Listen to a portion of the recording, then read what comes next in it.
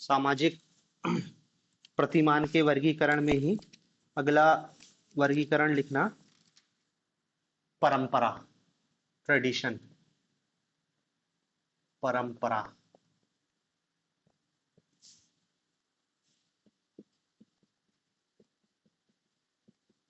Tradition, परंपरा।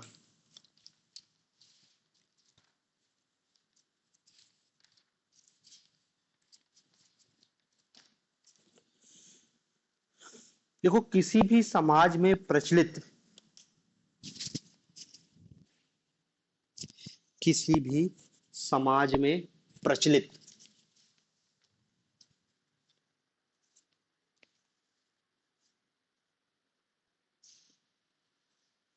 प्रथाओं व जनरीतियों का संपूर्ण योग,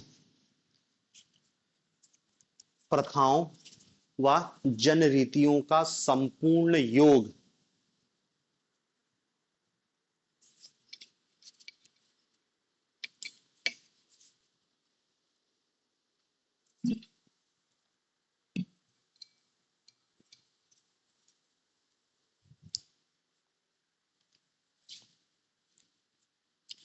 समाज में प्रचलित प्रथाओं व जनरीतियों का संपूर्ण योग जो एक पीढ़ी से दूसरी पीढ़ी को हस्तांतरित होता रहता है, जो एक पीढ़ी से दूसरी पीढ़ी को हस्तांतरित होता रहता है।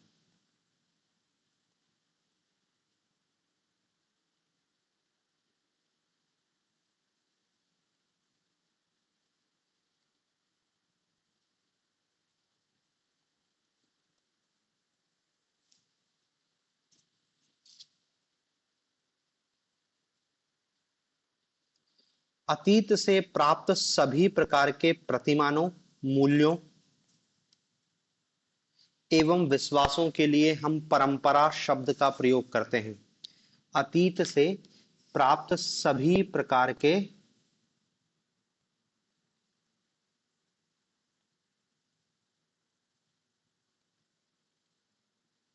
प्रतिमानों, मूल्यों एवं विश्वासों के लिए हम परंपरा शब्द का प्रयोग करते हैं।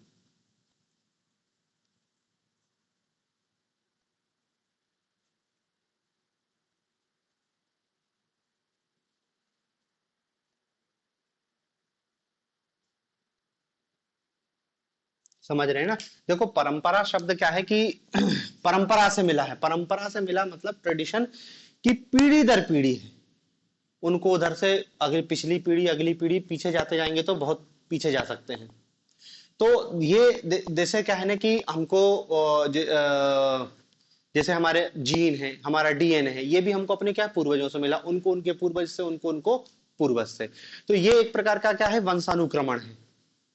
इसी रूप में यदि हम समाज में देखें कि समाज में हमको बहुत सारे मूल, प्रतिमान, ये जो सब मिले हैं, इनका जो समूह है उसी को हम परंपरा कहते हैं। इसको हम क्या कह सकते हैं, सामाजिक विरासत।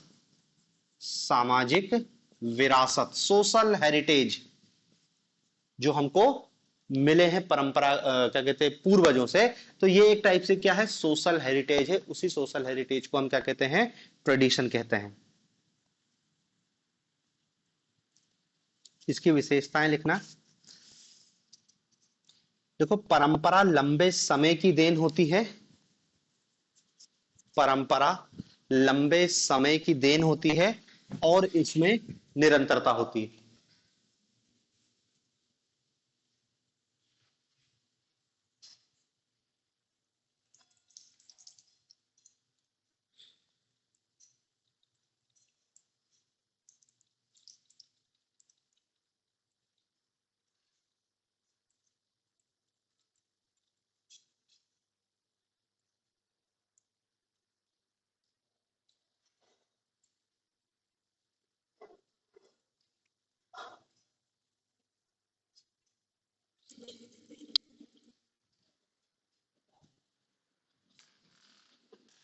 क्या लिखा, परंपरा लंबे समय की देन होती है और उसमें निरंतरता होती है।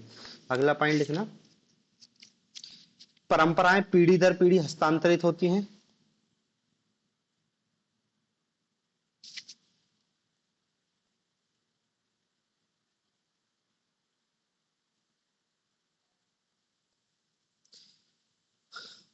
परंपराओं का पालन अचेतन रूप से बिना विचारे करते हैं।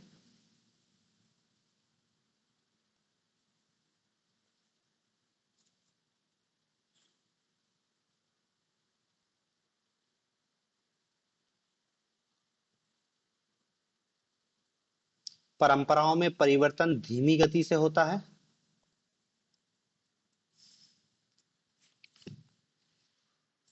ठीक है, बस इतना बहुत है। आपको बस परंपरा जानना था, परंपरा क्या होती है। अगला लिखना नैतिकता। नैतिकता, मोरलिटी।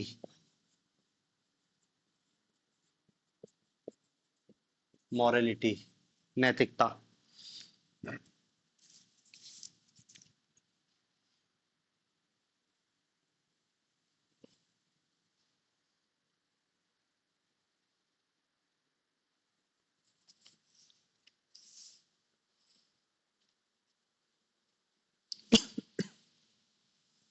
देखो नैतिकता में उचित अनुचित का बोध ही नैतिकता है।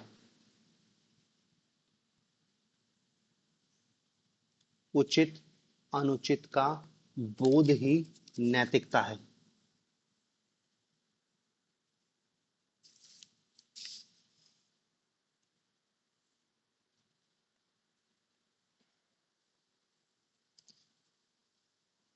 नैतिकता आचार शास्त्र मतलब इथिक्स का पर्यायवाची है।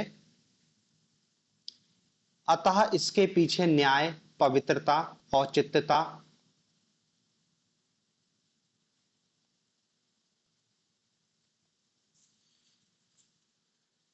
इथिक्स का पर्यायवाची है।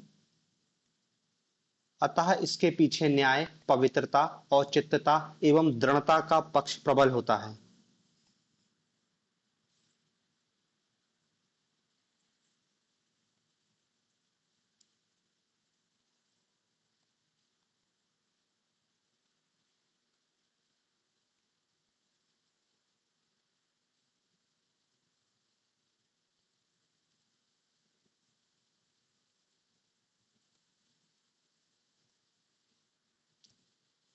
नैतिकता का संबंध व्यक्ति के स्वयं के अच्छे और बुरे महसूस करने पर निर्भर करता है।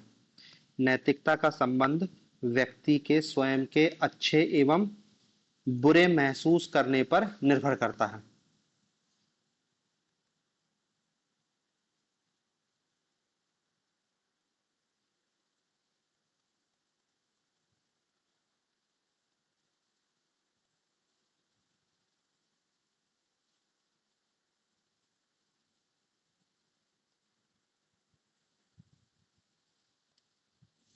नैतिकता प्रथा की अपेक्षा आत्म चेतना से अधिक प्रेरित होती है।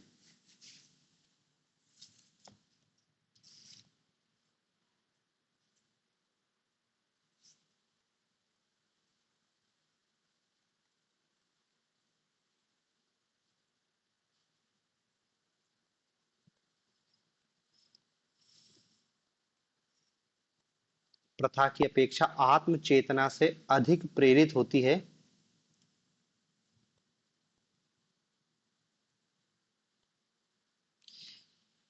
यह जनरीतियों और लोकाचारों की अपेक्षा अधिक स्थायी होती है और इसमें तार्किकता पाई जाती है। नैतिकता क्या है? जनरीतियों और लोकाचारों की अपेक्षा अधिक स्थायी होती है और इसमें तार्किकता पाई जाती है।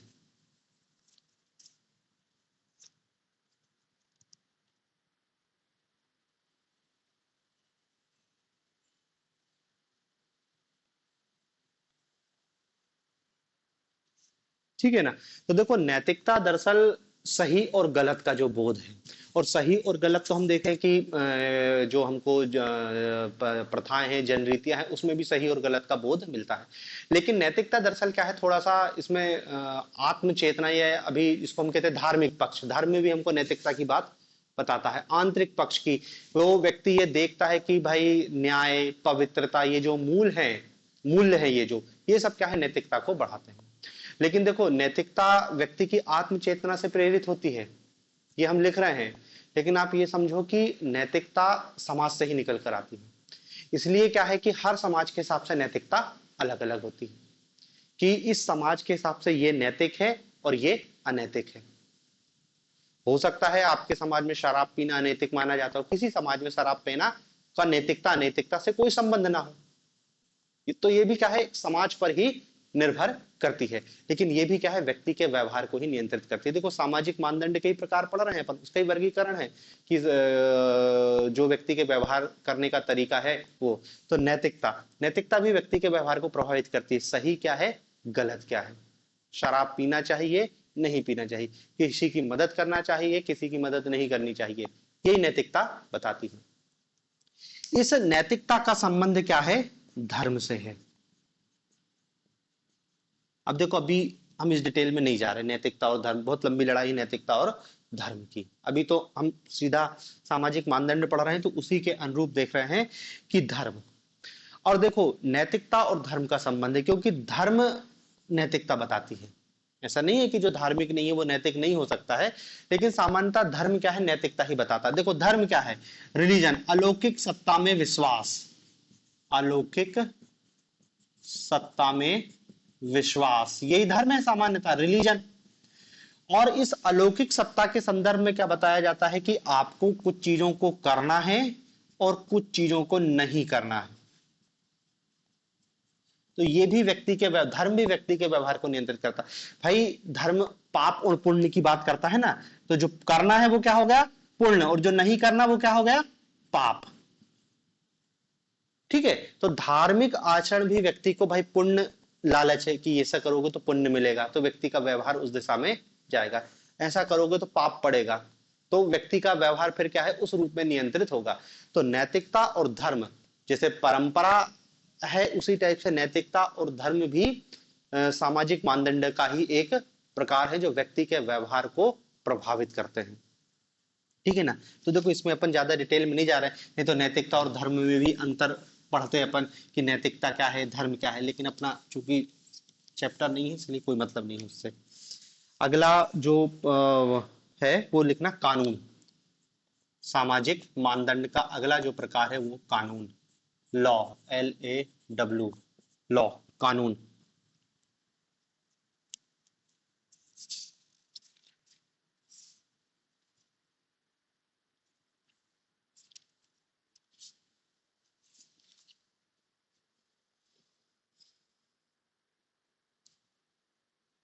देखो सामाजिक प्रतिमान,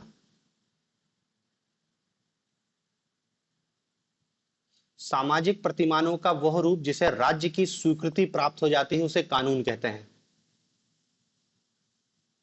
सामाजिक प्रतिमानों का वह रूप जिसे राज्य की स्वीकृति प्राप्त हो जाती है उसे कानून कहते हैं।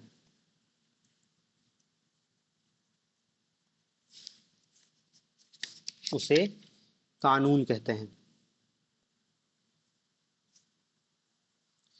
कानून वे नियम हैं जिन्हें बनाने, लागू करने एवं उनका उल्लंघन करने पर दंड देने की शक्ति, कानून वे नियम हैं जिन्हें बनाने, लागू करने एवं उनका उल्लंघन करने पर दंड देने की शक्ति।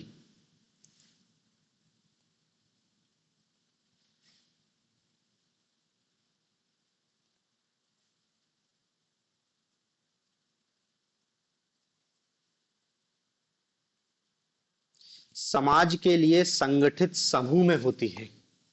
समाज के लिए संगठित समूह में होती है जिसे हम सरकार कहते हैं, जिसे हम सरकार कहते हैं।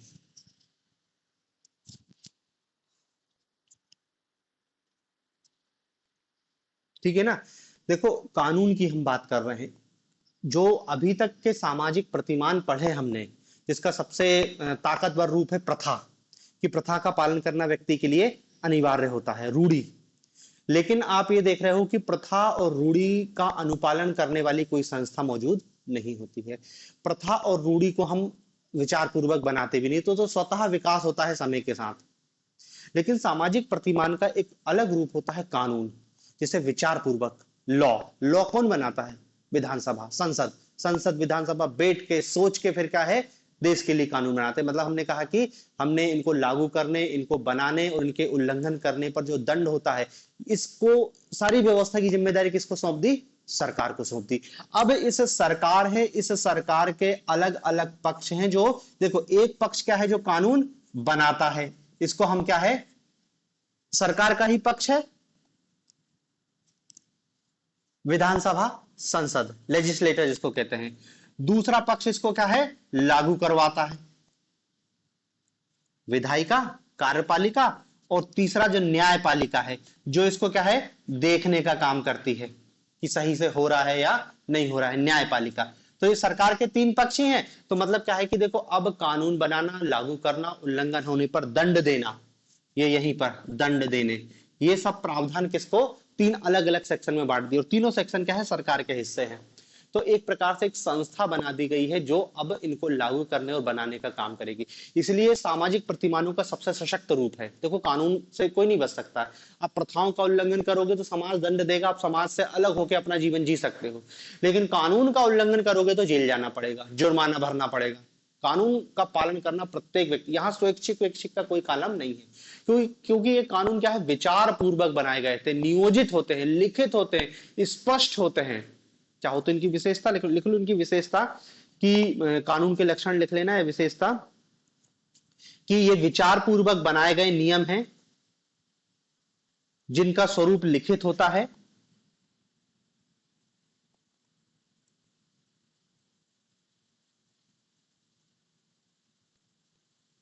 जिनका स्वरूप लिखित होता है,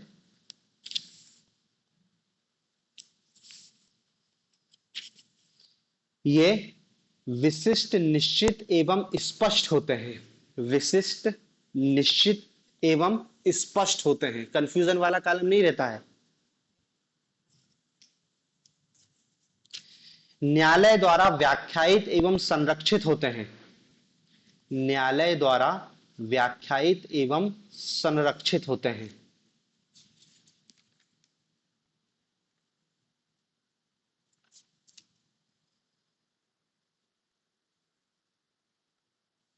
अनुपालन कराने हेतु विशेष अभिकरण होते हैं। अनुपालन कराने हेतु विशेष अभिकरण।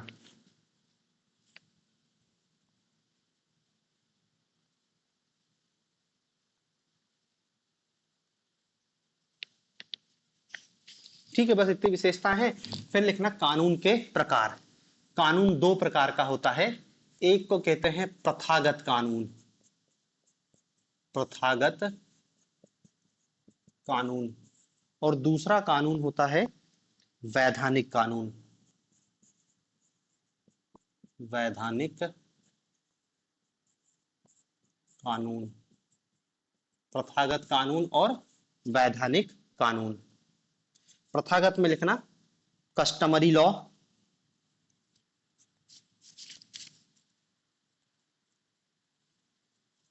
लिखो इसका स्रोत समाज की प्रथा एवं परंपरा होती है। इसका स्रोत समाज की प्रथा एवं परंपरा होती है, और यह उन समाजों में पाए जाते हैं, यह उन समाजों में पाए जाते हैं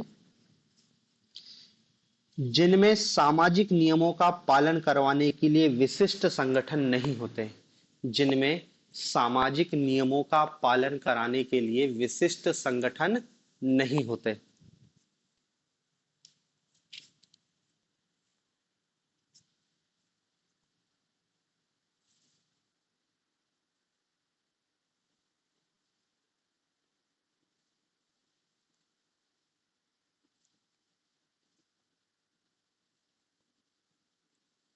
ठीक है ना? मतलब देखो, ये प्रथागत कानून क्या है? आदिम समाजों का लक्षण है कि वहां पर पंचायत बैठी है और पंचायत अपने हिसाब से निर्णय देती है। तो बनने का भैया, जो कानून है वो प्रथा के अनुसार बनते हैं कि समाज में पहले से ऐसा होता आया है और इसका व्यक्ति ने उल्लंघन किया, इसलिए इसको ये दंड दिया जाएगा। तो ऐसे क्या है? प्रथा। आधुनिक समाज की विशेषता नहीं है ये, आदिम समाज या प्राचीन समय में क्या है, प्रथागत कानून ही चलते थे। वर्तमान समय में तो क्या है, ये कानून, तो लिख लेना वैधानिक कानून।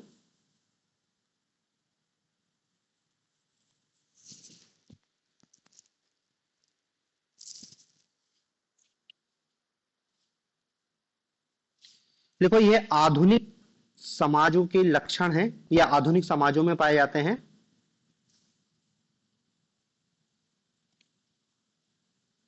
और इनका स्रोत तार्किक प्रक्रिया द्वारा सोच समझकर बनाए गए नियम हैं। इनका स्रोत तार्किक प्रक्रिया द्वारा सोच समझकर या सोच विचार कर बनाए गए नियम होते।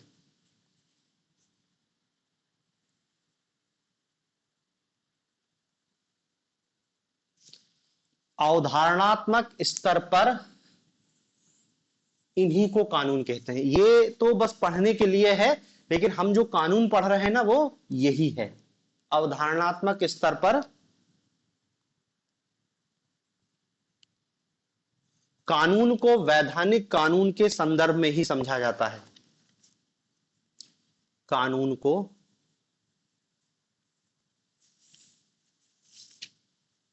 वैधानिक कानून के संदर्भ में ही समझा जाता है। ठीक है, तो हम जो कानून की बात कर रहे हैं वो यही है, विधानसभा और संसद द्वारा बनाया जाता है, कार्यपालिका उसको लागू करवाती है और न्यायपालिका उसकी व्याख्या करती है, संरक्षित करवाती है। वैधानिक कानून संसद सोच विचार करके बनाती है, ठीक है ना, तर्क होता है उसमें, ऐसा होगा तो ऐसा होगा, भेदभाव नहीं होता है, रूल ऑफ लॉ होता है। तो ये आधुनिक कानूनों के संदर्भ की जो वैधानिक कानून है वही वास्तव में कानून है। अब देखो एक समाजशास्त्री है दुर्खीम, इनने दो प्रकार के कानून बताए हैं, ये केवल दुर्खीम के अनुसार हैं। एक को वो कहता है दमनकारी कानून, दमनकारी कानून, और दूसरा होता है प्रतिकारी कानून, प्रतिकारी कानून।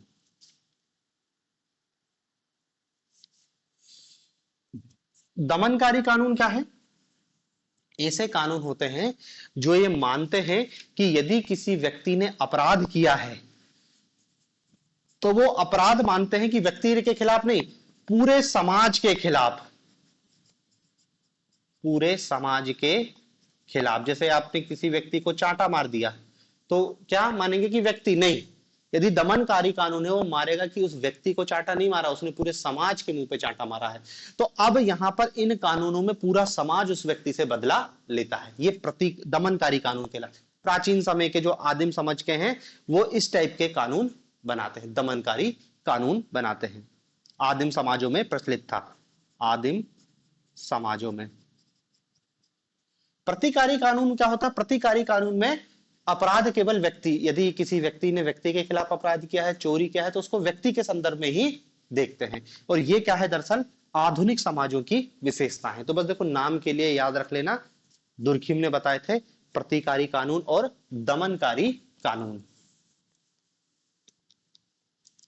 अब देखो यहां पर हमने कानून और प्रथा, इसमें अंतर पूछा जा सकता है, प्रथा और कानून में क्या अंतर है? बहुत सिंपल है, प्रथा और कानून में अंतर। ठीक है, प्रथा में पहला पॉइंट लिख लेना, प्रथा इतिहास की देन है, इसका निर्माण नहीं विकास होता है। प्रथा इतिहास की देन है, इसका निर्माण नहीं विकास होता है। भाई ये स्वतः विकसित है ना, स्वतः विकसित, इतिहास से मिली आ रही है हमको, परंपरा से।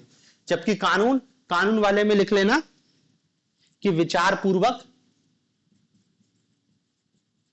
विचार पूर्वक राजनीतिक सत्ता द्वारा बनाए जाते हैं।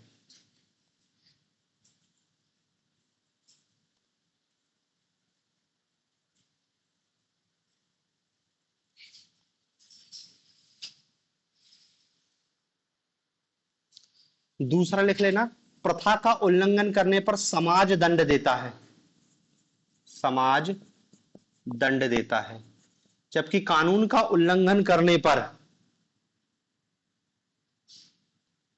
कानून का उल्लंघन करने पर राज्य दंड देता है, राज्य दंड की विशेष व्यवस्था करता है।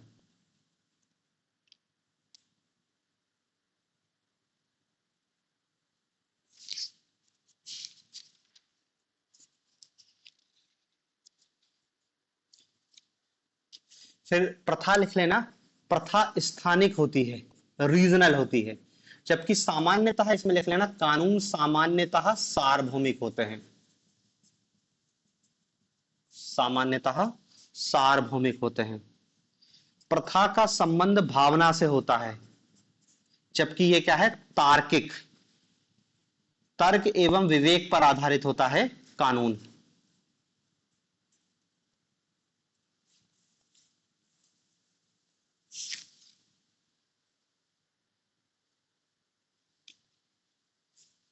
ठीक है, और भी बता सकते हैं कि भाई प्रथा की व्याख्या और उसके संरक्षण करने के लिए कोई संस्था नहीं है, व्याख्या और संरक्षण करने के लिए ना तो कोई संस्था है ना ही कोई व्यक्ति है, जबकि कानून की व्याख्या करने के लिए देखो न्यायपालिका होती है, तो लिख सकते हैं कानून की व्याख्या और संरक्षण के लिए न्यायपालिका मौजूद होती है।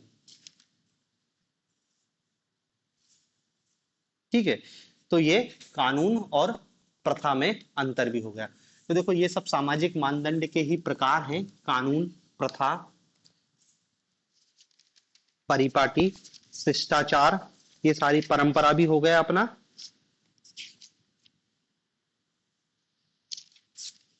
ठीक है, हाँ अगला लिखना फैशन तथा धुन। फैशन,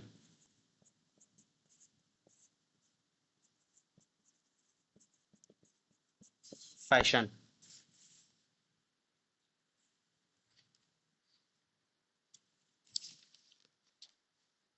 देखो फैशन क्या होती है, देखो फैशन का संबंध मानवीय व्यवहार से संबंधित,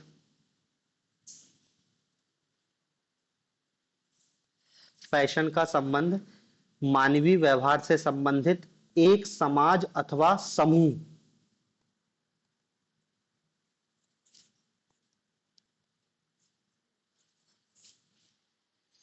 एक समाज अथवा समूह की पसंद से है।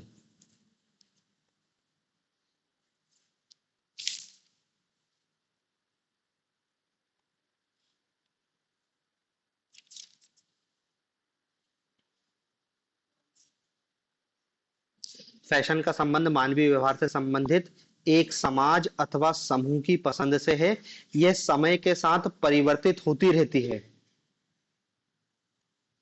और यह परिवर्तन समाज एवं संस्कृति द्वारा स्वीकृत होता है। यह समय के साथ परिवर्तित होती रहती है और यह परिवर्तन समाज एवं संस्कृति द्वारा स्वीकृत होता है, समाज एवं संस्कृति द्वारा स्वीकृत होता है।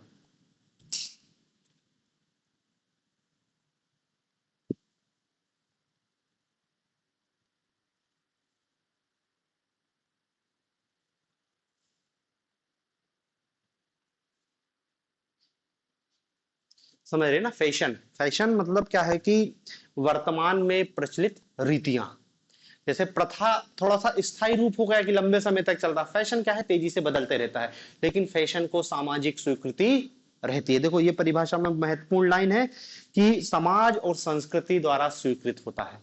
फैशन वर्तमान व्यवहार की रीतियों को व्यक्त करता है कि व्यक्ति कैसे कपड़े पहन रहा है, कैसा खाना खा रहा है, क्या बोलचाल का उसका स्वरूप है, कैसे उठने बैठने, ये सब क्या है फैशन के अंदर। सामान्यतः फैशन के अंतर्गत क्या है कि भाई कपड़े पहनने का तरीका, खान पान का तरीका, इसी चीज को सम्मिलित करते हैं, वस्त्र आभूषण से ही संबंधित होता है फैशन। लेकिन फैशन भी क्या है, एक सामाजिक परिपाटी का ही रूप है।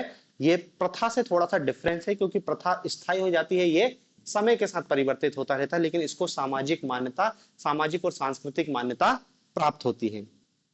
ठीक है, अब देखो यदि हम फैशन की कुछ विशेषताओं की बात करें, मैं लिखवा नहीं रहा, मैं बता दे रहा हूं, उसी से समझ के अब लिख लेना कॉपी में कि देखो फैशन का जो संबंध है वो समय से होता है। फैशन समय से घनिष्ठ संबंधित होती है, समय से घनिष्ठ संबंधित होती है। भाई पहली बात बता दिया है कि जो फैशन होती है वर्तमान में प्रचलित रीतियों को कहते हैं, करंट। 10 साल पहले अलग फैशन था, आज अलग फैशन है, अगले आने वाले 10 सालों में अलग फैशन। भले वो फैशन रिपीट होगा लेकिन व्यवहार के तरीके तेजी से बदल जाते हैं, कपड़े पहनने का ढंग बदल जाता है। आप आपकी खुद 20 साल या 10 साल पुरानी फोटो देखोगे तो आप सोचोगे कैसे कपड़े पहने मैंने, गवारो टाइप, और आज वो बदल गया, अगले 10 साल में फिर बदल जाएगा। आप 1980 की पिक्चर देखोगे तो जो हीरो हीरोइन कपड़े पहन रहे हैं वो ऐसे लगेंगे कि गवारों जैसे पहने हैं, वो उस समय का फैशन था। तो क्या है, समय से, टाइम टाइम के अनुसार फैशन बदलता रहता है। दूसरा क्या है, इसकी विशेषता में बता सकते हैं, जो फैशन का प्रचलन विभिन्न क्षेत्रों में होता है, विभिन्न क्षेत्रों में। फैशन का संबंध विभिन्न क्षेत्रों में, विभिन्न क्षेत्रों में मतलब क्या है, देखो फैशन वस्त्र से तो रिलेटेड होती है, ये तो हमको समझ ही आता है। मनोरंजन से भी संबंधित है, सामयिक। आज से 10 साल पहले मनोरंजन के जो साधन थे वो अलग थे, आज अलग है, आने वाले 10 साल में मनोरंजन के साधन बदल जाएंगे। फिर आपके आभूषण, ठीक है, आपका मत, देखो ये बड़ी बात है, मत और विश्वास ये भी बदलते रहता है, फैशन के ही अंतर्गत इसको जोड़ लेते हैं। मत, विश्वास, आपका साहित्य, आपकी संगीत, आपका कला, आपके घर बनाने और घर सजाने का जो तरीका है, सब क्या है, फैशन का है। ठीक है ना, मतलब आपको फैशन हर क्षेत्र में दिखाई देगा। क्यों? क्योंकि सिर्फ हम फैशन सिर्फ कपड़े पहनने के ढंग नहीं है, खाने पीने का तरीका है, क्या खा रहे हैं, आज से 10 साल पहले क्या खाते थे, आज क्या खाते हैं, हमारा खाना परंपरागत रूप से तो वही है, लेकिन नई चीजें उसमें शामिल होते जा रही हैं। साहित्य, 1980 में अलग टाइप का साहित्य लिखा जा रहा था, अब जो साहित्य लिखा जा रहा है वो अलग टाइप का। 1950 में अलग टाइप का साहित्य लिखा जा रहा है। कला, पेंटिंग, ये सब चीजें हैं, सब समय के साथ क्या है, सब बदल रहा है। तो यही बता रहे हैं कि जो फैशन क्या है विभिन्न क्षेत्रों में अलग अलग होती है। फिर तीसरी इसकी विशेषता है कि फैशन का संबंध एक वर्ग विशेष से होता है, एक वर्ग विशेष से। फैशन का संबंध एक वर्ग विशेष से होता है, ये बहुत महत्वपूर्ण लाइन है, फैशन का संबंध एक वर्ग विशेष से होता है। मतलब तुम देखो, खुद सोचो कि यह फैशन आता कहां से है। भाई देखो, तुम में इतनी बुद्धि नहीं है कि तुम उस अपने हिसाब से अपना दिमाग लगा के कपड़े और साहित्य और ये सब चीज, ये कोई और तय कर रहा है। और ये कौन तय करता है, ये विलासी वर्ग तय करता है, विलासी वर्ग, लीजर क्लास। इसको आप एलिट क्लास भी समझ सकते हो। सिर्फ पैसे में हर क्षेत्र का जो एलिट होता है, political elite, economic elite, social elite, जो समाज का उच्च वर्ग होता है वो फैशन को तय करता है। और फैशन उच्च वर्ग से निम्न वर्ग तक की ओर आता है, ऊपर से ही। हम हर चीज के लिए ऊपर ही देखते हैं, अपने दिमाग का उपयोग नहीं करते हैं कि हमको क्या चाहिए। जो विलासी वर्ग है वो जिन चीजों को अपनाता है उन चीजों को पूरा समाज बहुत तेजी से अपनाना चालू कर देता है, वो फैशन। आपके बाल का, आपकी हेयर स्टाइल आपने देखा, उनने हीरो हीरोइन या उच्च वर्ग ने जो अपनाया वही हम अपना लेते हैं। तो उनको क्या है, वो प्रमोट किया जाता है। भाई वस्त्र, आभूषण, अब इसमें ऐसा नहीं कि हीरो हीरोइन अपना दिमाग लगा रहे, वो तो मॉडल है, उनको कंपनियां दे रही हैं कि तुम ये पहन के घूमो, क्योंकि तुम ये पहन के घूमोगे तो फिर क्या है, पूरा समाज इसको देखेगा और वो पहनेगा, हमारी दुकान चलेगी। तो ये हमेशा क्या है, उच्च वर्ग द्वारा लाया जाता है। देखो यदि निम्न वर्ग लाएगा ना तो उसके लिए अलग शब्द यूज, अभी देखेंगे, उसको फेड या क्रेज कहते हैं। ये बस समझो, विलासी वर्ग समाज का जो उच्च वर्ग है वो यही है। और देखो यही आपके जीवन का स्टैंडर्ड तय करता है। आप यदि 1980 के फैशन को अपनाएंगे तो आप आउटडेटेड माने जाएंगे। ये जो करंट का है यही आपके लाइफस्टाइल को बताता है कि आप कितने आधुनिक हो, ये फैशन ही बताता है। फिर चौथा पॉइंट ये है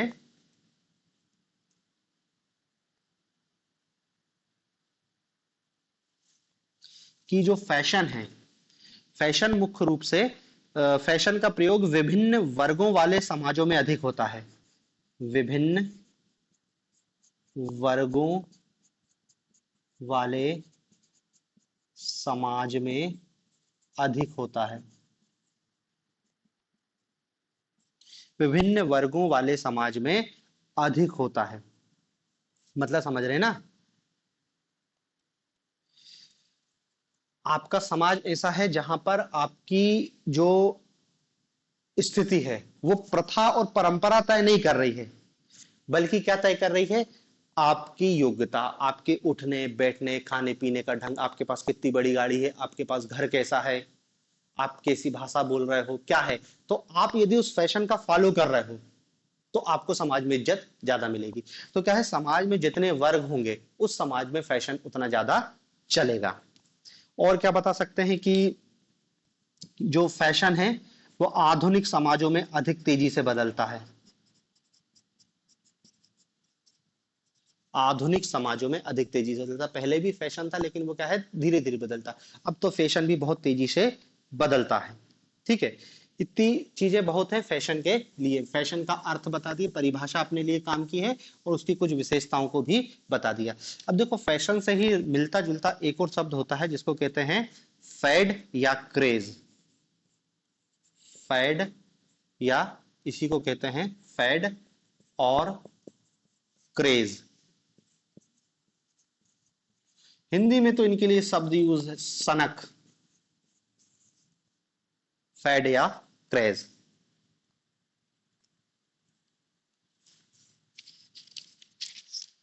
फैड या क्रेज।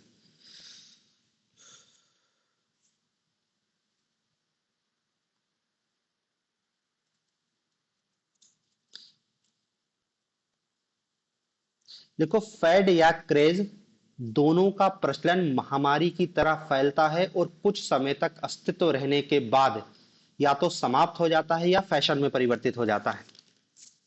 फैड या क्रेज दोनों का प्रचलन महामारी की तरह फैलता है और कुछ समय तक अस्तित्व में रहने के बाद या तो समाप्त हो जाता है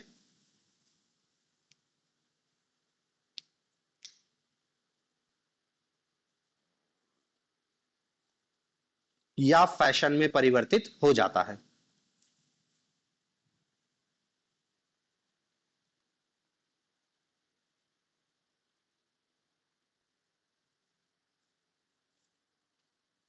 यह सामाजिक मानदंड नहीं माना जाता। यह सामाजिक मानदंड नहीं माना जाता।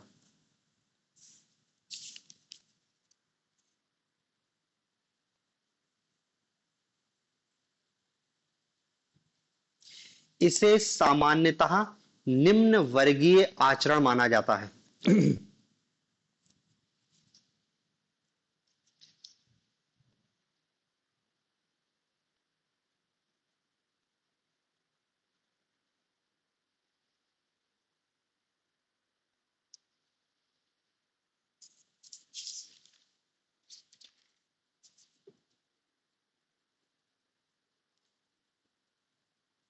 निम्न वर्गीय आचरण माना जाता है। समझ रहे ना।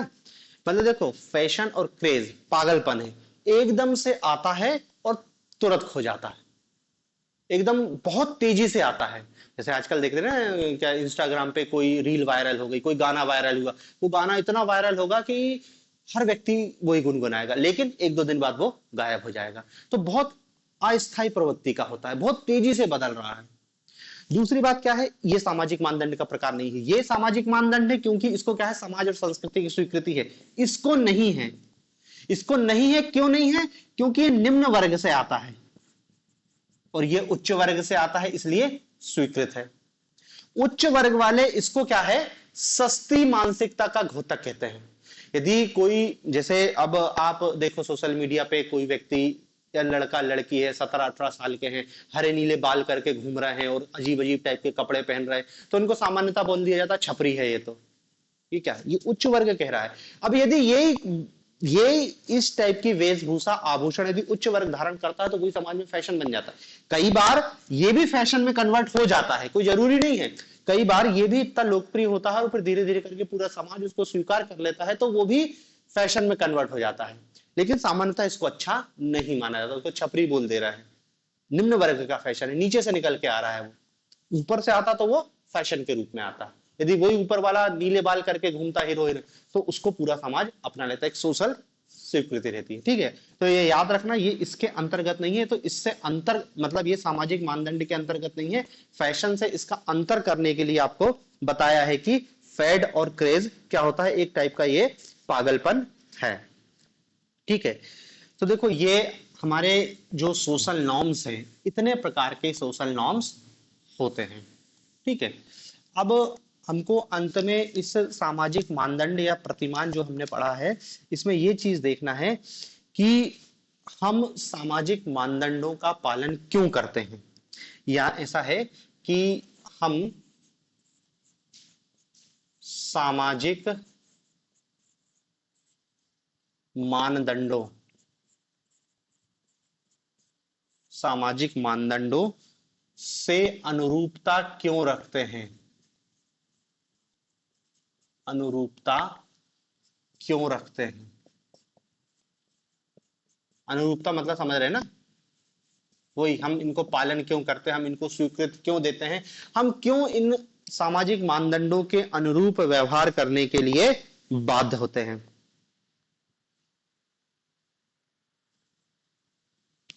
ठीक है, अब देखो हम सामाजिक मानदंड का पालन क्यों करते हैं, तो एक सीधी सी बात है कि यदि हम सामाजिक मानदंड के अनुरूप व्यवहार रखेंगे तो हमको समाज में सम्मान मिलेगा, हमको पुरस्कार मिलेगा, और यदि इससे विपरीत आचरण करेंगे तो हमको दंड मिलेगा। ये तो सिंपल सी एक बात है।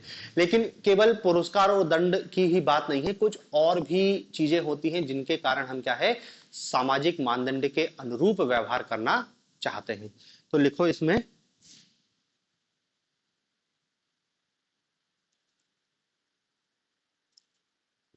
बीर स्टीड ने सामाजिक प्रतिमानों के पालन के 4 कारणों का उल्लेख किया। समाजशास्त्री है बीर स्टीड। बीर स्टीड ने सामाजिक प्रतिमानों के पालनों सामाजिक प्रतिमान के पालन के 4 कारणों का उल्लेख किया है।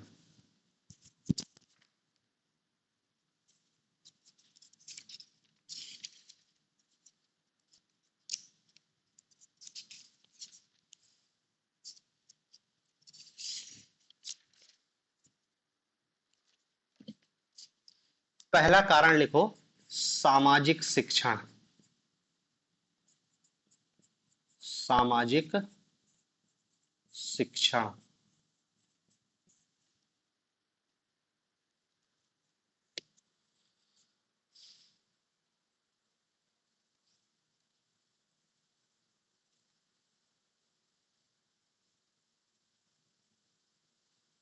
देखो हमें सामाजिक शिक्षण में लिखना, हमें अपने बचपन से ही अपने समाज के प्रतिमानों का पालन करने की शिक्षा दी जाती है।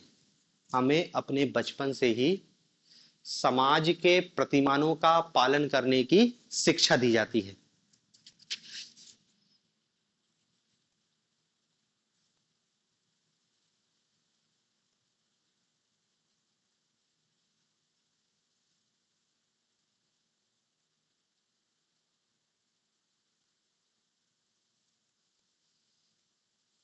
सामाजीकरण की प्रक्रिया द्वारा सामाजीकरण की प्रक्रिया द्वारा बच्चे को समाज के प्रतिमान सिखाए जाते हैं।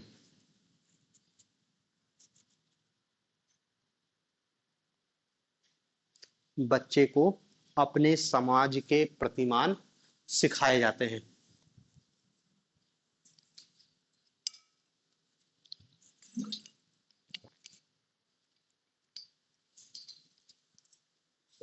समझ रहे हैं ना भाई, बचपन से जो सिखाया जाएगा वही तो बच्चा सीखेगा। हमारे पास कोई और विकल्प ही नहीं है भाई। हमको समाज ही सिखाता है, खाने का तरीका, उठने का तरीका, बोलने का तरीका, लोगों से बात करने का तरीका, कपड़े पहनने का तरीका, ये सब हमको समाज सिखा रहा है। अब जब वो हमको सिखाया है तो हमारे पास कोई विकल्प ही नहीं है, हम वो तो सीख चुके हैं। तो यही है क्या, सामाजिक शिक्षण। दूसरा पॉइंट लिखना, अभ्यस्तता।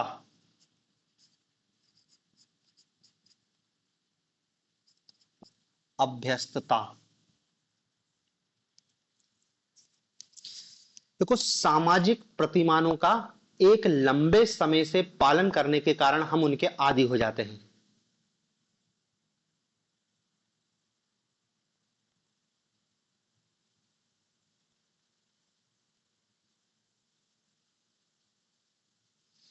सामाजिक प्रतिमानों का पालन करने के कारण, पालन एक लंबे समय तक करने के कारण हम उनके आदी हो जाते हैं।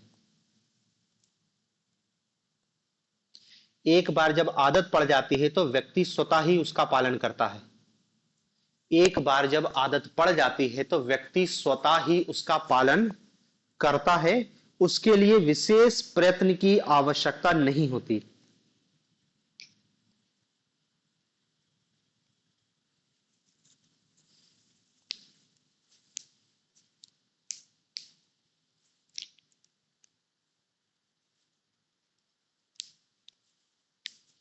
एक बार आदत पड़ जाती है तो स्वतः ही उसका पालन करता है, उसके लिए कोई विशेष प्रयत्न की आवश्यकता नहीं होती।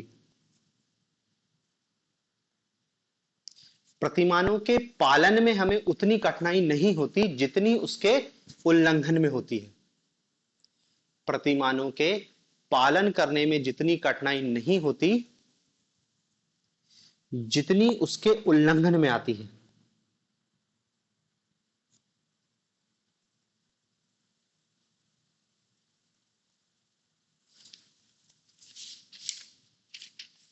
समझ रहे हैं ना? आदत आपको बचपन से ही शिक्षा दी गई खाने का एक तरीका है। आप ऐसे समाज से आते हो जहां पर हाथ से खाना खाया जाता है, ठीक है, हाथ धोते हो, राइट हैंड से खाना खाया जाता है, ये आपको सिखाया गया है। अब बचपन से ही हाथ से खा रहे हो, ठीक है। हो सकता है कोई एक ऐसा समाज हो जहां पर क्या है, उनको सामाजिकरण की शिक्षा में दिया गया छुरी और कांटे से खाना, ठीक है, तो वो उस छुरी और कांटे से खाना सीख गया। अब हम जब बचपन से, देखो जो छोटा बच्चा रहता उसको खाना खाना नहीं आता, उसको सिखाया जाता, मार मार के सिखाया जाता, बगराना नहीं है, ऐसा नहीं करना, बस। तो वो लंबे समय तक करने के बाद वो क्या, उसका अभ्यस्त हो जाता। अब उसको पता नहीं है भाई, अंधेरे में भी तुम खाना खाओगे तो हाथ से खाना सीधे मुंह में ही जाएगा, और कहीं ऐसा नहीं होगा कि हाथ से खाना नाक में चला गया, कान में चला गया। छोटा बच्चा खाता है तो देखता, हो सकता कहीं भी चला जाए, लेकिन वो ऐसे अभ्यस्तता हो गई है कि पता ही नहीं चलता। समझ रहे ना? हैबिट, हैबिट की बात की जा रही है कि बचपन से आपको जो सिखा गया अब वो आपकी आदत में शामिल हो गया, तो आपको सामाजिक मानदंडों का पालन करने के लिए कोई विशेष प्रयत्न नहीं करना, वो तो अपने आप हो जाता है, अपने आप। अब वो आपके अंदर घुस गया है। अब मानदंडों का उल्लंघन करने में तकलीफ हो जाती है। जैसे आप हाथ से खाना खाने के अभ्यस्त हैं, आपके समाज में मानदंड है कि हाथ से खाना खाया जाता है, आपको चूरी और कांटे से खाने को दिया जा रहा है, आपको बहुत दिक्कत जाएगी, आप नहीं खा सकते। तो उल्लंघन में ज्यादा दिक्कत होती है, पालन करने में दिक्कत नहीं होती, क्योंकि वो हमारे आदत का हिस्सा बन गया है। अब कुछ नया करना है तो दिक्कत जाती है। तीसरा पॉइंट लिखना, उपयोगिता, यूटिलिटी, उपयोगिता। सामाजिक प्रतिमानों की उपयोगिता के कारण भी हम उनका पालन करते हैं। सामाजिक प्रतिमानों की उपयोगिता के कारण भी हम उनका पालन करते हैं।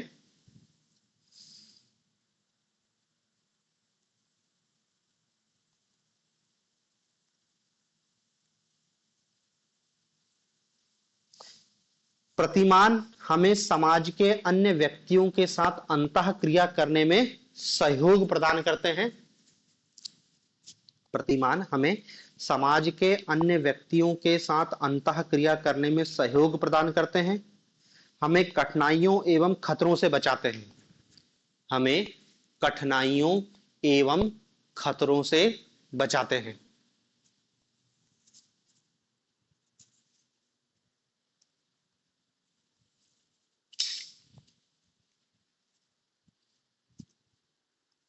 प्रतिमान हमें समाज के अन्य सदस्यों या समाज के अन्य व्यक्तियों के साथ अंतःक्रिया करने में सहयोग करते हैं, हमें कठिनाइयों एवं खतरों से बचाते हैं।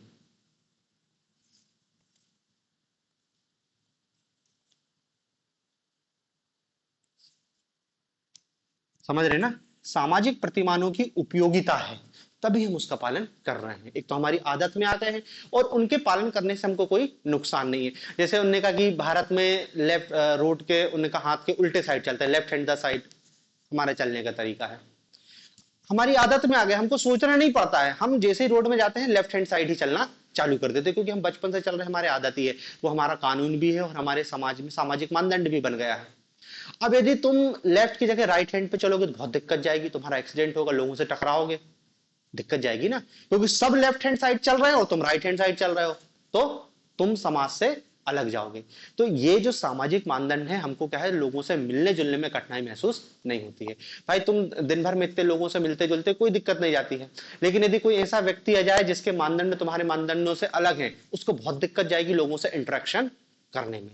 तो ये हमारे जीवन को सरल बनाते हैं, क्योंकि हम मानदंडों का पालन करते हैं। वही रोड के लेफ्ट हैंड साइड चलने के उदाहरण से समझ जाओ। चौथा पॉइंट लिखना, समूह तादात्मीकरण।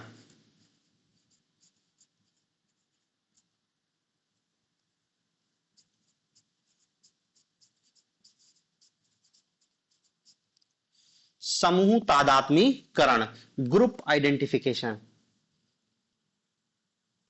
देखो, सामाजिक प्रतिमान व्यक्ति को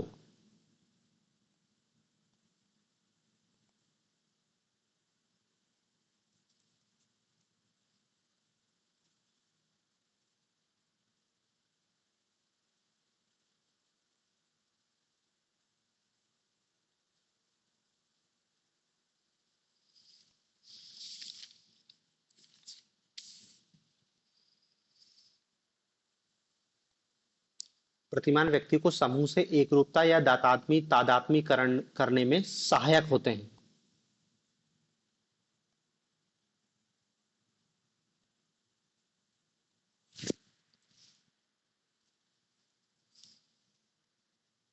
एकरूपता या तादात्मीकरण करने में सहायक होते हैं।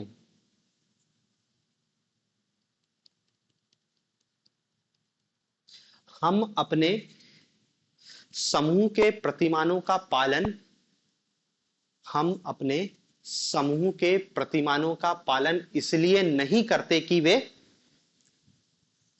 इसलिए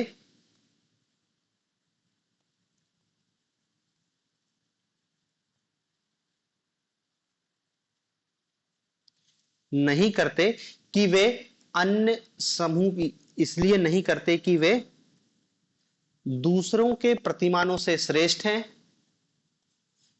वे दूसरों के प्रतिमानों से श्रेष्ठ हैं, या इन प्रतिमानों की हमको आदत पड़ गई है,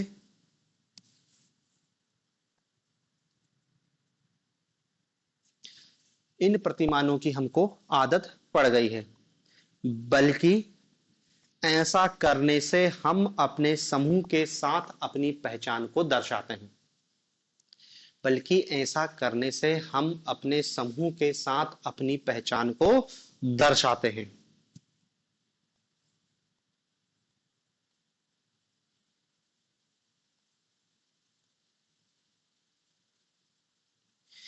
इसीलिए कई जनरीतियों का अतार्किक होने पर भी हम उनका पालन करते हैं, कई जनरीतियों का अतार्किक होने पर भी हम उनका पालन करते हैं।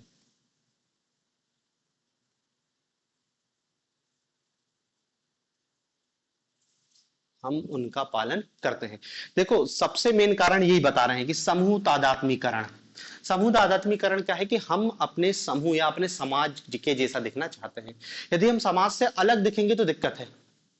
भाई जैसे हमारे समाज में खाना खाने का तरीका जो है, तो हम उस तरीके से खाना खाते हैं, तो हम समूह ग्रुप से अपने आप को जोड़ लेते हैं, कोई अलगाव नहीं। हम शादी में खाना खाने गए तो हम खाना खा के आ जाते हैं, कोई ऐसा नहीं है कि पूरी शादी छोड़ के हमको देख रहा है। वहीं आप दक्षिण भारत जाओगे तो दक्षिण भारत में जो खाना खाने का तरीका है वो अलग है, थोड़ा सा, थोड़ा हाथ से चावल सानते हैं, आप उसको देखोगे तो आपको घिनापन लगेगा। तो यदि कोई व्यक्ति, उस दक्षिण भारत का व्यक्ति आके यहाँ पे खाना खाएगा, मान लो किसी सार्वजनिक फंक्शन में, शादी में खाना खा, तो पूरा शादी के लोग सब कुछ छोड़ के उसी को देखेंगे, उसके खाना खाने के तरीकों को देखेंगे।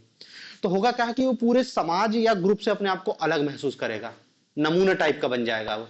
तो व्यक्ति नमूने से बचना चाहता है कि समाज के जैसा दिखे, ग्रुप तादात्मीकरण। मतलब हम अपने सामाजिक मूल्यों या सामाजिक प्रतिमानों का पालन इसलिए नहीं करते हैं कि हमको बचपन से सिखाया गया है, इसलिए नहीं करते हैं कि हमको आदत पड़ गई है, और इसलिए भी नहीं करते हैं कि उनकी उपयोगिता है, और इसलिए भी नहीं करते हैं कि अन्य ग्रुप के समूह या अन्य समूह के प्रतिमानों से वो श्रेष्ठ है। सबसे मेन कारण है यही, हम भीड़ से अलग दिख हम समाज से अलग हो जाएंगे। भाई जैसे शादी करने का तरीका हो सकता है तुम्हें पसंद ना हो, तुम कोई और तरीके से शादी करो, लेकिन तुम्हारी मजबूरी ऐसी कर, क्योंकि यदि तुम अलग हटोगे तो तुम पूरे समूह समूह से अलग हट जाओगे, फिर दिक्कत है। तो भले कोई चीज तुम्हें फिर पसंद हो नहीं पसंद हो तो भी तुम करते हो, क्योंकि समूह तादात्मीकरण, ठीक है ना। तो देखो ये सामाजिक मानदंडों के पालन हम क्यों करते हैं, उनके 4 कारण बताए बीरिस्टेड ने, यही 4 कारण आपको बताने हैं। अब इसमें एक चीज बचती है कि सोशल इसका महत्व है थोड़ा सा, उसको कल देख लेंगे, थोड़ा सा बचा है 5-10 मिनट का, फिर अपन कल नया टॉपिक चालू करेंगे, ठीक है ना। तो इसको अब कल देखेंगे बचा हुआ।